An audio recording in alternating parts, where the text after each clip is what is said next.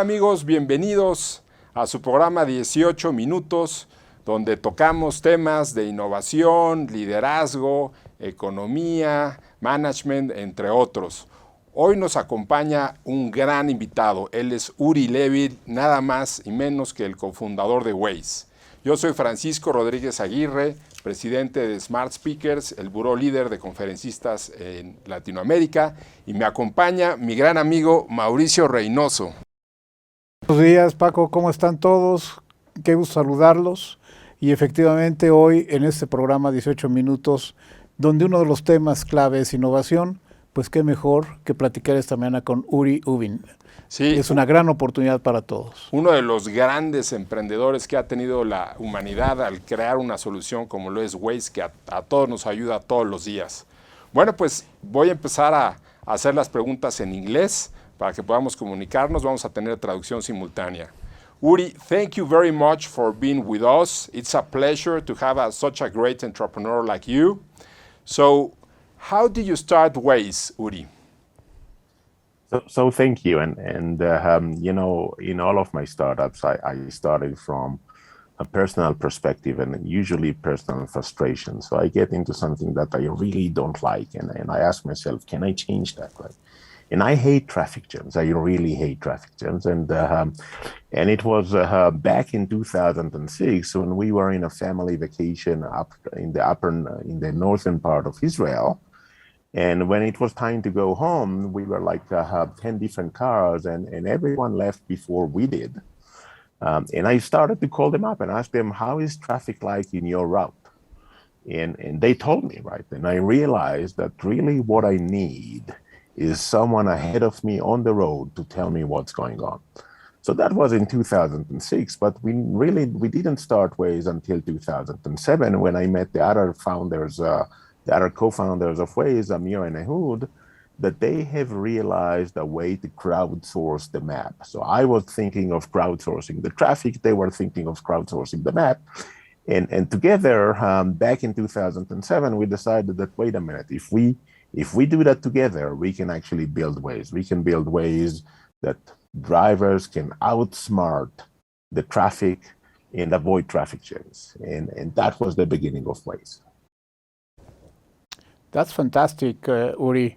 And I really wonder, because you started in the US, and of course you were familiar with that market, etc. But thinking abroad US, how did you grow internationally? How was the trigger for your idea to go abroad US serving via Waze? So look, Israel is a very small place, right? And so all the startups that start in Israel, they're starting to think about becoming a global company on the first day, right? And the reality is that there are a lot of markets besides the US, right? Latin America is 4 ways. It's about equal in size as the US. And Western Europe is about equal in size, if not even bigger than the US. And you think about it and you realize that there are a lot of places that the problem is very painful, right? And for a second, I would say, if you take an American, even from LA, and they will tell you, oh, you have no idea, our traffic jams are the most severe traffic jams they are. Trust me, Mexico City is worse, right? And Sao Paulo is worse, and Jakarta is worse, and Mumbai is worse, and many other places suffer from traffic jams the same way that Americans do. And so when we started, we said, okay, we have one country that is the major country is the US, but at the same time, we put equal efforts in Latin America, in Europe, in Asia, and we try to become global from really the first day. Great, Uri. What were the first problems that you have when you started Waze, and how did you overcome them? Look, you have to understand, right? Building a startup is a journey of failures, right? So you really try to do something that no one did before. And you try something and it doesn't work, right? And so you try another thing and it doesn't work. And you keep on trying different things until you find one thing that does work. And so once you realize that, every time that you have a thesis and it doesn't work, it's a crisis, right? And you need to reinvent yourself again and again and again. Now, it's a journey of failures trying to figure out product market fit, and then it's another journey of failures trying to figure out growth, and then it's another journey of failures trying to figure out the business model. And each one of them, every day is the first day of the rest of your life, but it's also could be the last day of the rest of your life, because if you are unable to overcome that challenge, then you will die, right? That's the life of a startup. If you are unable to figure out product market fit, you will die. If you were able to figure out product market fit and you're unable to figure out a business model, you will die. If you were able to figure out a business model, but you are unable to figure out growth, you will die. And so each one of them is important at its own timing, and it's critical to pass. And the reality is that if you ask me what is the biggest challenge, the next one is always the biggest challenge. Of course, yeah. And Uri, in benefit for others entrepreneurs that are working these days in their projects, I would like for you to tell us and share with us which are the what work well when looking in the face of potential investors. What work well and what do you do different, just as an advice for early entrepreneurs that are working in early stages of their projects today? So look, funding is, if you realize that building a startup is a roller coaster journey with ups and downs, raising capital is like roller coaster in the dark. You don't even know what's coming, right? Now, the reality is that if you build a product and you have a value proposition that you offer to customers, and you go to 100 customers, somewhere between 20 to 50 are going to say yes. If you go with your pitch deck to investors and you go and speak with 100 investors, maybe one will say yes, right? So the ratio of yes is dramatically lower. And the first thing that you need to realize that this is it, right? This is it. You simply need to try more until you find the one that is successful. But when I spoke with other investors and I asked them, why did you decide to invest in this startup or this startup? I heard, and this is the early stage, right? So seed or pre-seed round, I heard only two answers. I like the CEO, I like the story. That's it. I like the CEO, I like the story. Now, if this is the case, then the CEO needs to be able to tell a good story, because otherwise it's not going to work. But also the CEO needs to go by herself to tell the story, because they need the entire stage to be liked. Now, the other part that is critical for entrepreneurs that are trying to raise capital for the first time is the fact that investors are going to make their decisions in a very, very short time. I asked an investor once, how long does it take them to decide if they like the entrepreneur or not? And they told me before they sit down. That's how fast, right?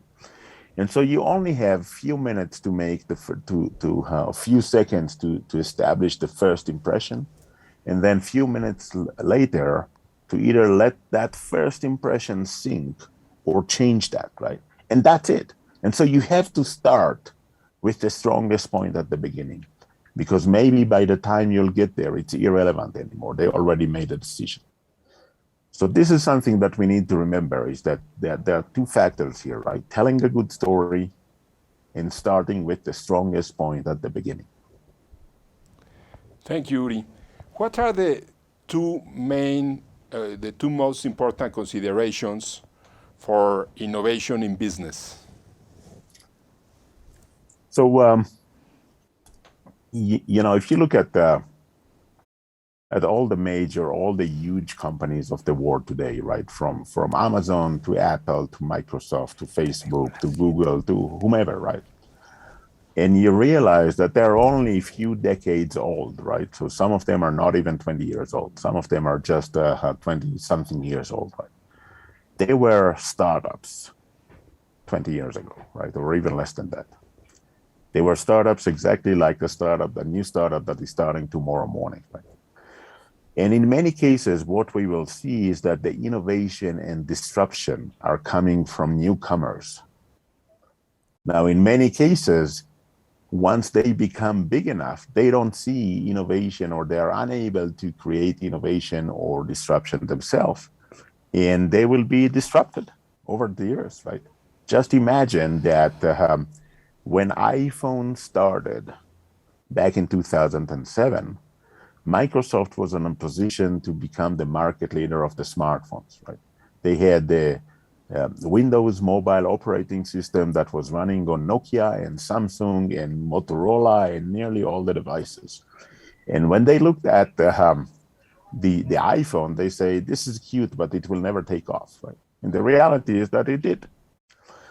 And so in many cases, innovation is about newcomers. So someone that have nothing to lose is in a position to create new innovation or new disruption in the market. And the other part of it is the realization that the opportunity is much bigger than the threat, even for existing businesses, right? Just take Uber, for example, right? And you ask yourself, so how many on-demand trips there are today?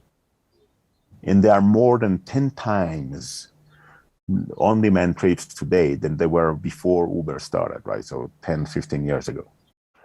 And in this 10 times bigger market, there is room for Uber, there is room for Lyft, there is room for 99 Taxi, there is room for BlaBlaCar, and there's actually 3-4 times bigger room for taxi drivers. The opportunity is bigger than the threat. And once you accept that and you realize that this is the case, maybe then you would like to embrace innovation and disruption. Great. Uri, once I had the opportunity to hear from Steve Jobs the importance of surrounding of the best talent available and how to attract and develop them for you to be successful as a leader, entrepreneur, etc. What would you say are the key factors for you to be successful as a leader following this idea from Steve Jobs? What was how the talent made the difference for Waze and the success you have in the organization? So let me start by saying that I'm finalizing my book these days. It's called Fall in Love with the Problem, Not the Solution. And this is about a handbook for entrepreneurs, how to become more successful as an entrepreneur. And one of the most dramatic chapters there called Firing and Hiring. And when I wrote that at the beginning, people told me, no, it should be hiring and firing. And I insisted because hiring is easy, firing is hard. And the reality is that in many organizations, we'll hire people and it will take them so much time to realize or not to realize, to take an action in the case that they don't fit the organization. And the most important thing to remember here is that within a month, you would know, everyone knows. And if you'll tell me, no, it's not going to take a month, it's going to take 2 or 3 months, then I would say, okay, whatever period of time you say that you need to realize if this person is the right choice or not. At the end of this period, you need to ask yourself very simple questions, and only one question. Knowing what I know today, would I hire this guy? And if the answer is no, then fire them. Fire them immediately, because the more that they stay, they actually create more damage. At Waze, we hired the management team at the very, very early days. Most of them were people that we know from other places, right? And so we were working with the underlying assumption that if I've worked with this guy before, then I already know his capabilities, and the likelihood of making an error in the hiring is less. And we actually had the entire management team from the end of the first year remain in place until we sold the company to Google. But still, the most important part is making the hard decisions, firing if this person does not fit. Great, Uri. Uri, I know that you give conferences. What is the most interesting question that you have been asked in a keynote conference? I don't think that I heard that yet. It's probably in the next one. Well, any good question that they have, but there were are a really lot of interesting, not just good, and interesting questions. A challenging question. A challenging maybe. question. So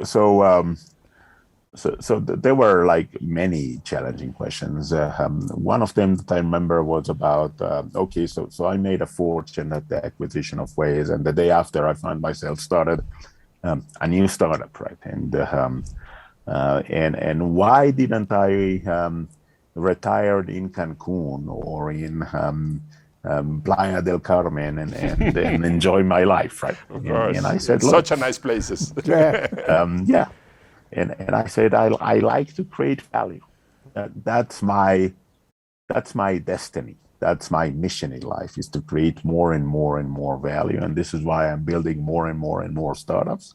And this is why I'm writing my book, so I can help other entrepreneurs to create value and feel like I'm, paying my dues or increasing the likelihood of entrepreneurs to change the world and make it a better place. Well, we really appreciate your participation these days. Personally, I have to say this. Thank you, Uri. Waze is has been Savior. my savior in the complex city, Mexico City's traffic. So I really appreciate that you had this idea, and thank you for that on behalf of every citizen in the world. So muchas gracias. Gracias, Paco. Estamos cerrando nuestro programa. Gracias, Mauricio. Gracias a todo nuestro público de la AMEDIR, de Smart Speakers, a todo el público de Mundo Ejecutivo. Y pues nos vemos en nuestro próximo programa de 18 minutos. Uri, thank you very much. Muchas gracias. Thank you, Uri.